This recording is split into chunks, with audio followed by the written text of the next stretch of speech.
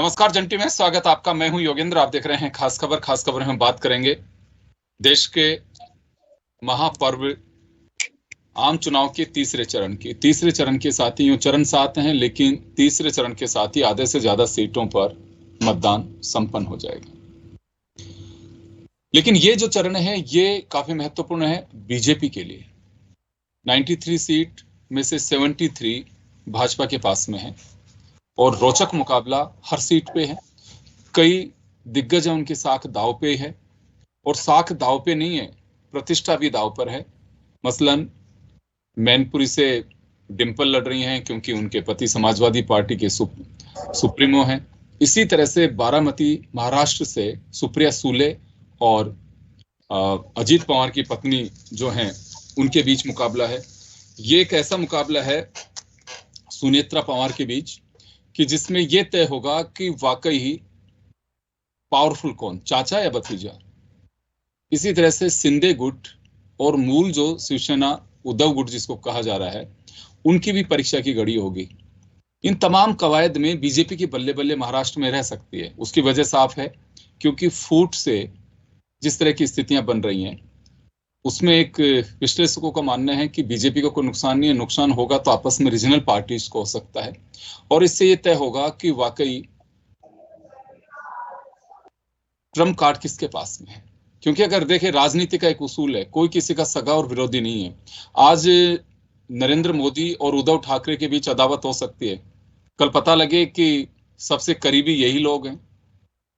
अंदाजा लगा सकते हैं कि जब आम आदमी पार्टी और कांग्रेस साथ आ सकती है, महबूबा मुफ्ती और बीजेपी का भी साथ आ सकती हैं, नीतीश का डीएनए बीजेपी से मैच कर जाए तो आप अंदाजा लगा सकते हैं कौन कहीं भी जा सकता है। तो चलिए हम चर्चा शुरू करेंगे और इस चरण को लेकर के हम जानना चाहेंगे हमारे विश्लेषकों की राय। हमारे साथ में ओम सैनी साहब हैं, श्याम सुंदर शर्मा साहब हैं, राजीव जैन साहब हैं। ओम जी, आपके पास में आना चाहूंगा। 48% के साथ 2019 में जिन सीटों पे मतदान हुआ है, आज 73 सीट भाजपा के पाले में, तो लगता है कि बड़ी चुनौती बीजेपी के लिए है इस वाली चरण में। आप बिल्कुल ठीक कह रहे हैं। कारण ये नहीं है कि इतनी सीटों पर चुनाव लड़ रही है इसलिए उनके लिए चुनौती है। चुनौती इस माने में है योगेंद्र जी कि 2014 और 2019 के जो ट्रैक रिकॉर्ड है, वो सारे track record Bharatiya Janata party और एनडीए के फेवर में बड़े स्पष्ट रूप से नजर आ रहे हैं। लेकिन उनमें जो शरण हो रहा है, वो शरण हमने देख लिया कई कई जगह जहाँ चुनाव होता है।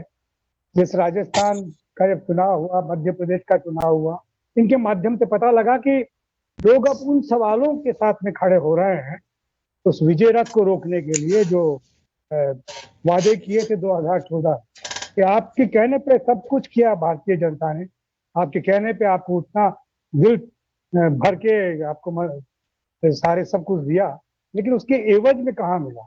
न बेरोजगारी में कोई फर्क पड़ा, न कोई महंगाई में फर्क पड़ा, ना कोई एमएसपी का सिलसिला बना। तो वो अब ये कैनवास ये है, इस कैनवास में इसको मेंटेन करना। और वो जो राजनीतिक विश्लेषक हैं जिनका चर्चा है, वो आश्चर्यजनक है। आश्चर्यजनक इस माने में है कि रीजनल पार्टीज का ये सिलसिला बहुत अलग है। बारामती के अंदर शरद पवार अगर जनमानस के बीच में बैठे हैं, तो जो दादा है अजीत, वो जनाब जितनी भी इनकी बनाई हुई इंस्टीट्यूशंस है उनके सदर्थ को लेकर के बैठे हुए हैं।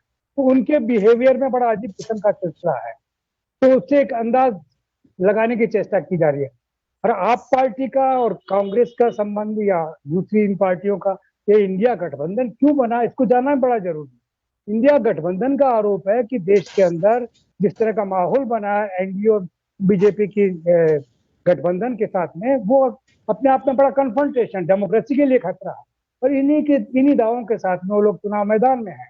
और उस चुनाव मैदान में तो दूसरी ओर ये मान रहे हैं कि ये लोग विकास के दुश्मन हैं, विकास के शत्रु हैं, विकास जिस तरीके से हमने किया उसको होने नहीं दे रहे। तो इन बातों को लेकर जनता के बीच में बड़ी कश्मकश है, बड़ी और चूंकि 10 साल आपको मिले हैं पहले, तो इसलिए जवाब आपको देने पड़ेंगे। ये वो मतलब बात निकलती है। तो उसमें कितना मतदान कैसे हो रहा है, उसका विश्लेषण पहले से और उन फ्रेम में नहीं कर सकते जो इन राजनीतिक विश्लेषकों ने जिस तरह के फ्रेम बनाए हैं। ये फ्रेम बहुत अलग है। एनडीए का और बीजेपी का एक अलग किस्म का फ्रेम है और इंडिया का एक अलग किस्म का फ्रेम। तो उसको नजरअंदाज करके अगर आप चीज विश्लेषित करेंगे तो फिर नतीजे पे नहीं पहुंच सकते, फिर हम कंफ्यूज हो जाएंगे और फिर जनता कहेगी ये भी ऐसे ही है।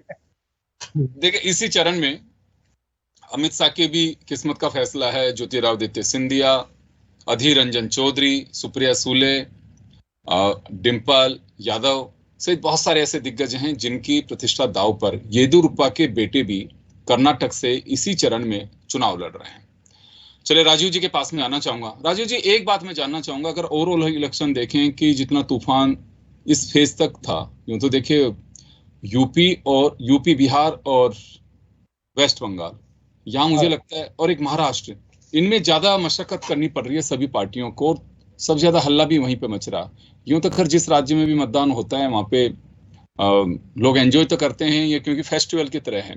लेकिन वाकई हम तीसरे चरण पे आज चर्चा कर रहे हैं मुद्दों को, जैसे ओम जी ने कहा कि मुद्दों का जिस तरह से वादा किया गया था और रिटर्न नहीं हो पाया उसका, तो उसको लेकर के लोगों में एक मायूसी है। तो चुनौती बीजेपी के सामने इस नाते नहीं है, चुनौती इस नाते हैं कि जो वादे किए थे उनको फुलफिल नहीं किया गया। तो वाकई वादों पर, दावों पर या नेशनल इश्यूज पे इस चुनाव में कितना रंग जमा, या फिर लोकल इश्यूज पे सिमट करके रह गया? क्योंकि मंचों की जो लैंग्वेज भी हम देखें तो ये देखते हैं कि पब्लिक को क्या टच दिया जा सकता है। देखिए, राजनीतिक दल हैं जो अपने अपने ढंग से अपने जो वादे किए होते हैं, और जो सत्ता में रहता है दल, उसके लिए तो चुनौतीपूर्ण होता ही है चुनाव। ये जो चुनाव 2024 का हो रहा है, तो पूरा उनके लिए चुनौतीपूर्ण भाजपा के लिए तो है ही। उसको अपने एक स्थिति मेंटेन रखनी है, या उसको आगे बढ़ानी है, या पीछे हटती है, ये 4 जून को ही मालूम पड़ेगा कि किस ढंग का उनका लोगों ने किस तरीके से उनको स्वीकार किया या अस्वीकार किया। ये 4 जून के नतीजे ही साबित करेंगे। लेकिन जहां तक आपने अभी जिक्र किया कि महाराष्ट्र, बिहार और उत्तर प्रदेश की काफी महत्वपूर्ण सीटों पे चुनाव हुआ, आज गुजरात पूरा चुनाव का था, पूरा गुजरात प्रदेश में चुनाव संपन्न हो जाएंगे वहां भी। लेकिन आप बिहार, आज की मुद्दों की बात जो हम करें तो ये तीसरे चरण में आते आते क्या आरक्षण का मुद्दा ऐसा अभी हो गया, धार्मिक आरक्षण को, कि धार्मिक आधार पे आरक्षण। आज भी लालू यादव का बयान आ गया कि नहीं, मुसलमानों को आरक्षण देना चाहिए धर्म के आधार पे। लेकिन शाम होते होते जब उस बयान की बहुत तीखी आलोचना हुई तो लालू यादव को सफाई देनी पड़ी, उनको कहना पड़ा कि नहीं नहीं, कोई धार्मिक आधार पे नहीं, सामाजिक आधार पे। तो कहीं ना कहीं एक ये तुष्टीकरण वाली बात जो भाजपा 2014 से बड़े जोर शोर से उठाती आई है, तो उसको कहीं ना कहीं एक हवा मिली, उसको मुद्दा मिला भाजपा को कि देखो ये मुसलमानों को आरक्षण देना चाहते हैं, जबकि धार्मिक आधार पर दे ही नहीं सकते। अब सफाई बाद में लालू यादव को देनी पड़ी इस चीज को कि नहीं नहीं, मेरा ये कहने का मतलब नहीं था, और सामाजिक आधार पर। लेकिन एक ओबीसी में मुस्लिम वर्ग की कुछ जातियों को ओबीसी वर्ग में भी आरक्षण मिलता है। लेकिन राजनीति इसको क्या, जब भाजपा आरोप लगाती है कि जो कुछ वोट बैंक की खातिर कुछ दल मुसलमानों को धार्मिक आधार पर आरक्षण देने की फिराक में, तो उसने उस चीज को एक तीसरे चरण में बड़ा मुद्दा बनाया। उत्तर प्रदेश की बात करें, उत्तर प्रदेश में तो ये मुद्दा ज्यादा हावी चलता है, और बिहार में आज अररिया, मधेपुरा और 2-3 ऐसी सीटें थी जब मुस्लिम वोट बैंक बड़ा डिसाइडिव है। तो उसी को मद्देनजर रखते हुए शायद लालू यादव ने सवेरे मुसलमानों के आरक्षण की वकालत की और दोपहर होते होते उसके खिलाफ में हो गए। तो कहीं ना कहीं मतलब हर जो राजनीतिक दल है वो अपने वोट बैंक को साधना चाहता है। जब भाजपा विरोधी दल है वो मुसलमानों के वोट बैंक को अपना पक्का वोट बैंक मानते हैं कि भाजपा तो मुसलमानों की विरोधी है, तो उसको आकर्षित करने के लिए क्या मुद्दे उठाए जाए। और भाजपा उन्हीं मुद्दों को लपक लेती है कि भाजपा पूरे तरह से बहुसंख्यकवाद पे चुनाव लड़ना चाहती है। वो कहीं अल्पसंख्यकवाद या तुष्टीकरण, वो उसने बहुत तगड़ा मुद्दा 2014 में बनाया, तो 2019 में और ज्यादा वोटों से आए। 2019 के बाद भी उनके एक नीति रही, खुली नीति रही, उसमें कोई दो राय नहीं। इसमें कहीं भाजपा का उसमें वो नहीं करनी चाहिए, लेकिन कहीं ना कहीं आलोचना के पात्र ये विपक्षी दल है। इनकी धर्मनिरपेक्षता की नीति इतनी खोखली साबित हुई कि वो सारे समुदायों को साथ नहीं रख पाए। उनका जो एक जो बिहेव था या उनकी नीतियां थी, उससे बहुसंख्यक वर्ग को ऐसा लगा कि ये मुसलमानों के पक्ष में है। लेकिन नतीजा क्या हुआ, अब मुसलमानों से कांग्रेस समेत दलों ने दूरी बना ली।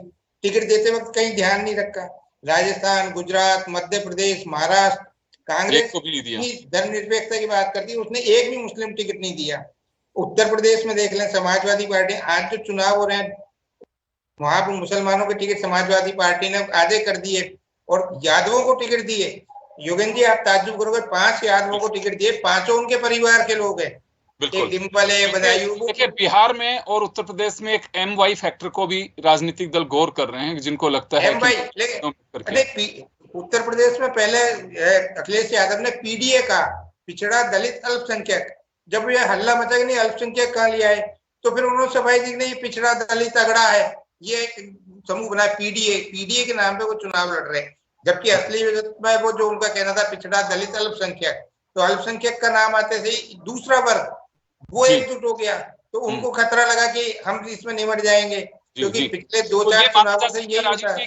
पहले चरण से मोदी जी ताली मार के 400 पार और गारंटी से चले रवाना शुरू है। इसी तरह से कांग्रेस ने उनका काउंटर ढूंढा, धीरे धीरे चलते चलते यह आरक्षण के ऊपर आ गया, संविधान पे आकर के रुक गया। अब ना 400 सीट का जिक्र हो पा रहा है, ना विजन 2047 का जिक्र हो पा रहा है। अब तो ये देखी जा रही है कि जैसे लालू यादव का बयान आ गया, मुझे लगता है कि आने वाले दिनों में यही चर्चा हो सकती है। झारखंड की नोटों की गड्डियां चर्चा का विषय हो सकती हैं। नहीं कुछ मिलेगा तो रायबरेली और अमेठी पर जरूर चर्चा आएगी, क्योंकि जिस दिन टिकट डिक्लेयर हुआ था उस दिन भी मैंने इसको लेकर के चर्चा की थी आप लोगों से। तो हर फेज में आप ये देखिए कि सियासी रंगत अलग तरह की है, मंचों की स्पीच की स्क्रिप्ट बदलती जा रही है। तो जो नाट्यकार हैं, जिस हम नेता के रूप में देख रहे हैं, उनका रोल भी उसी तरह से प्ले कर रहे हैं, बड़ी मासूमियत के साथ में, अग्रेसिव होने के साथ में। तो मेलों में इस तरह की हम जो चीजों को लटके झटके भी बोलते हैं, लेकिन यहाँ लटके झटके कहना ठीक नहीं होगा, क्योंकि भारत को इन्हीं लोगों को चलाना है। श्याम जी, आपके पास में आना चाहूंगा। अभी क्या देख रहे हैं हम, तीसरे चरण तक आते आते एक मुद्दा तो ऐसा है कि जो मुझे लगता है कि 7वें चरण तक टिका रहेगा, वो होगा आरक्षण, संविधान, हिंदू और मुसलमान। ये तो चलता रहेगा, लेकिन और क्या कुछ लगता है आपको कि ऐसे कोई आएंगे कि जिनसे प्रभावित होगा चुनाव? या आज की अगर हम बात करें कि जिन 93 सीट पे चुनाव हुआ है, इन मुद्दों से कुछ असर पड़ेगा उस पे? देखिए, आज प्रधानमंत्री का भाषा परिवर्तित हो गई है। देखिए, आज जिस तरह से उन्होंने कहा कि कसा आ गया बीच में, जिस तरह से बात हो रही है, और गठबंधन किस प्रकार का होगा, 4 तारीख को ये रेत के तेली की तरह बिखर जाएगा। और मुस्लिमों की बात वो करते हैं, आज मुस्लिमों की बात को लेकर भी उन्होंने अपना बयान दे दिया। और जिस प्रकार से उन्होंने वोट डालने गए या प्रचार करने गए, मुझे समझ में नहीं आता। चुनाव आयोग बाकियों पर प्रतिबंध लगाता है, प्रधानमंत्री इस तरह से वोट डालने जा रहे थे, पता नहीं क्या हो रहा था जैसे कोई। देखिए, वोट डालने का तरीका होता है, वोट डाल के जाइए। इसमें ही प्रचार का माध्यम चुन लिया, क्योंकि 26 लोकसभा का चुनाव गुजरात में हो रहा है। उनको पता है कि मेरे इस करने से क्या हो सकता है, लेकिन वो वहाँ के श्याम जी वोटर हैं, तो देखिए प्रधानमंत्री का तो अपने एक प्रोटोकॉल भी है कि उन्हें उसी तरह से सिक्योरिटी और सारी चीजें देनी होती हैं। नहीं, वो तो ठीक है, आप इतनी दूर पैदल चल के जाने का क्या मतलब है? मतलब देखिए, राजनीति में वो क्या करते हैं आपको तो उनका हर लक्षण, हर काम वोटों के ऊपर निर्धारित होता है। वो ऐसे वैसे नहीं करते।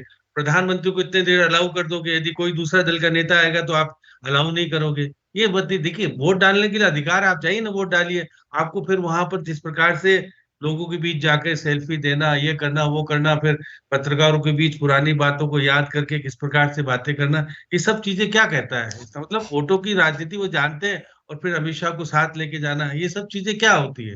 ये सब चीज नहीं। और देखिए कि उसके बाद जिस प्रकार से महाराष्ट्र के और क्या गुजरात के मुख्यमंत्री को भी साथ लेके जाना है, सब चीजें करना है, क्या अंकित करती है? देखिए, स्ट्रेटेजी बहुत प्रधानमंत्री जी की अलग तरह की है। और सही बात है, आज 284 सीटों के चुनाव लगभग पूरे हो गए। और अब वोटर परसेंटेज में देख रहा था 5 बजे तक का, जिस प्रकार से आ रहा था 63.77, मतलब हम देख रहे थे कि सबसे ज्यादा पश्चिमी बंगाल में हो रहा है, 74%। लगातार ही हो रहा है, आई थिंक हर चरण में सबसे ज्यादा जा रहा है। इसका मतलब है कि वहाँ जागरूकता ज्यादा है। और हमारे देखिए, सबसे कम बिहार में हो रहा है मतदान। ये चिंता का विषय है। देखिए, आप देखिएगा, जहां पर देखिए मुस्लिम आबादी जहां ज्यादा है, वहाँ किस तरह का व्यवहार, किस तरह की बातें हो रही है, निकल के आ रही है। यूपी और महाराष्ट्र में श्याम जी, यूपी महाराष्ट्र में भी काफी कम मतदान रहा है। आज अभी मैं ये देख रहा था, जिस प्रकार से आप बता रहे हैं, महाराष्ट्र में 53.40 की, ये तो 5 बजे तक की सूचना है। और उत्तर प्रदेश में 55.93, मतलब 56% मतदान हुआ है। और देखिए आज महत्वपूर्ण ये है कि पूर्व मुख्यमंत्री चुनाव लड़ रहे हैं, जो कि देखिएगा इसमें कह सकते हैं कि आप दिग्विजय सिंह की बात करें या चौहान की बात करें, और जिस प्रकार से मुंबई की बात करें, जो कि है जिस तरह से 3 तो पूर्व मुख्यमंत्री चुनाव लड़ रहे हैं। और केंद्रीय मंत्री में देखिएगा प्रहलाद जोशी का भी चुनाव आज हो रहा है। और यदि बात करें, अमित शाह खुद चुनाव लड़ रहे हैं, वोट डालने अहमदाबाद तक पहुंचे थे, फिर वो गांधीनगर वोटिंग, उसमें वोटिंग का गया समय। हाँ, नहीं वोटिंग तो हो गई, लेकिन कह रहा हूँ जिस प्रकार से, और कुछ जगह पर देखिए आपकी ये बात तो सही है कि जितनी तादाद में गोलियां चलती थी, लोग मारे जाते थे, सब कुछ होता था, इस तरह के चुनाव में अभी तक बहुत ज्यादा ऐसा नहीं लगा कि बहुत ऐसी स्थिति आई कि कब्जे हो रहे हो, यो कर रहा हो। जिस तरह से माहौल में परिवर्तित हुआ है, ये कह सकते हैं चुनाव तो हो रहा है, देखिए चुनाव धीरे धीरे परिवर्तित होता जा रहा है। 400 पार की बात खुद ही भूल गए प्रधानमंत्री, जब ज्यादा 400 पार का नारा लगाते नहीं है। आज सोनिया गांधी ने भी मार्मिक तरीके से अपील की है वोटरों से।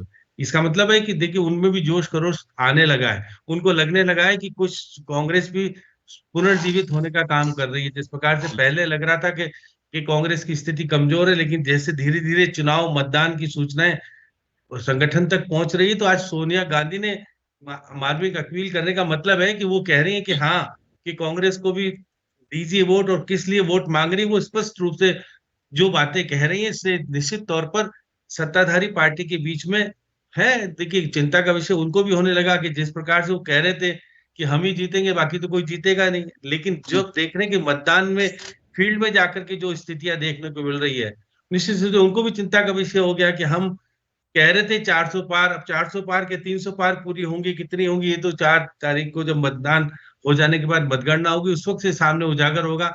लेकिन ये बात सही है, जिस प्रकार से माहौल बना है, अभी तीसरा है, फिर चौथा चरण जल्दी है, फिर उसके बाद अब तो जल्दी जल्दी होगा, क्योंकि ये गैप लंबा गैप हुआ है।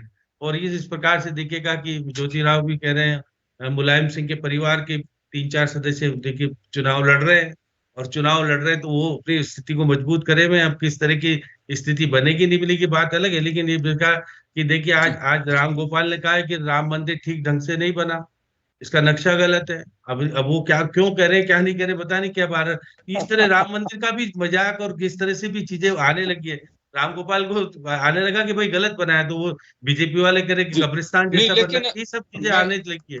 मैं ये जानना चाह रहा हूँ श्याम जी कि पूरे अगर इलेक्शन कैंपेन की अगर हम बात करें तो कौन सा ऐसा मुद्दा है, चलिए महाराष्ट्र की हम बात कर लेते हैं। महाराष्ट्र में मैं कहीं पढ़ रहा था मीडिया रिपोर्ट कि वहां मतदाता कंफ्यूज्ड है, इतने सारे तो गुट हो गए और हर जगह पे पता नहीं लग पाता। और कंफ्यूजन यही नहीं है, जो राजनीति के पंडित हैं वो भी कयास नहीं लगा पा रहे कि वास्तव में यहाँ पे क्या कुछ होगा। बड़ी अजीब सी स्थिति महाराष्ट्र में हो रखी है इस बार, और पूरे देश की निगाहें भी टिकी हुई हैं कि महाराष्ट्र में जिस तरह का खेला हुआ था, अब मतदाता का खेला का टाइम है, वो क्या कर रहा है। तो मैं वापस लौटूंगा आपके पास में, मैं ओम जी का रुख करना चाहूंगा एक बार। ओम जी, क्या लगता है आपको कि महाराष्ट्र हो, चाहे बिहार हो, चाहे उत्तर प्रदेश हो, वेस्ट बंगाल हो, या जिन राज्यों में चुनाव, कई राज्य ऐसे हैं जो चुनाव से फ्री हो चुके होंगे, लेकिन अब वो पूरी फौज उधर शिफ्ट कर देंगे कार्यकर्ताओं की, ये चुनाव। एक बात मैं जी आप अपनी बात कहिए।